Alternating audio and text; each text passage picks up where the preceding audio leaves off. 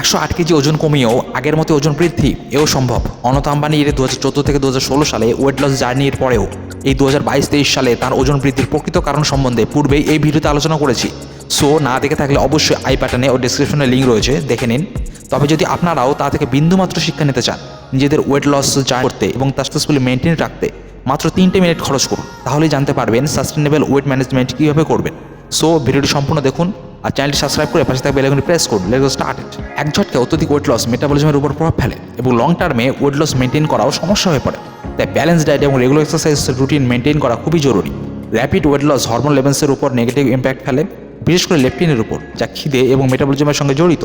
As a result long টার্মে weight loss ধরে রাখা সমস্যা হয়ে পড়ে। আর অনেকের মধ্যে দেখা যায় একবার ওজন ঝরিয়ে ফেললে পুনরায় আনহেলদি খাবার খাওয়া, ফিজিক্যাল অ্যাক্টিভিটি কমিয়ে দেওয়া নর্মাল ব্যাপারে পরিণত হয়, যার ফলে weight gain slowly but steady increase হতে থাকে। ওয়েট লস মেনটেন করা একটা চ্যালেঞ্জের বিষয়, but right approach and healthy mindsets থাকলে it's possible.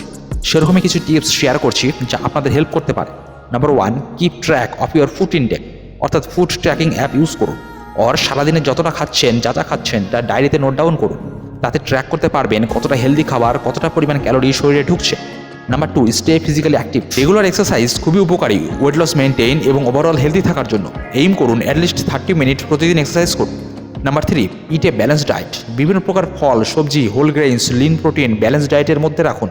Process food, সুগারযুক্ত drinks, যেসব খাবারে এক্সেসিভ অ্যামাউন্টস স্যাচুরেটেড ট্রান্সফ্যাট রয়েছে তা বর্জন করুন। Number 4, stay mindful of portion sizes, অর্থাৎ আপনার দেহের কতটা পরিমাণ প্রয়োজন এবং কতটা পরিমাণ খাবার খাচ্ছেন তাতে নজর দিন।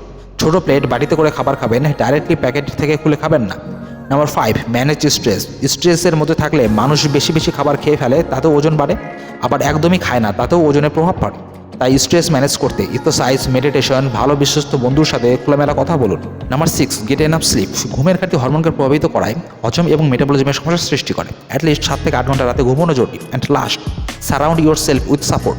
এটার মানে হচ্ছে পরিবারের এমন সদস্য বা বন্ধু বান্ধবের মধ্যে থাকুন, টাইম স্পেন্ড করুন, যারা আপনাকে পজিটিভলি মোটিভেট করবে, ওয়েট লস গোলসকে ট্র্যাক করতে সাপোর্ট করবে।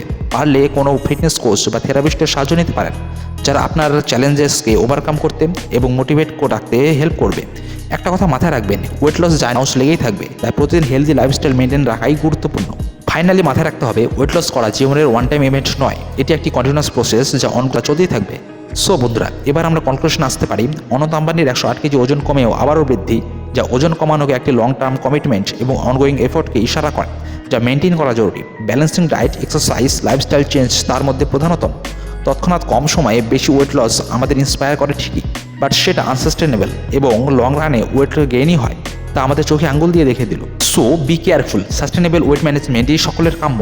ভিডিওটি ভালো লাগলে আর এত সব ইনফরমেশন টাইপের ভিডিও আরও পেতে চাইলে লাইক করে দিয়ে সকলের সাথে শেয়ার করুন আর চ্যানেলটি সাবস্ক্রাইব করে পাশে থাকা বেল আইকনটি প্রেস করুন। দেখা হচ্ছে নেক্সট ভিডিওতে। ধন্যবাদ।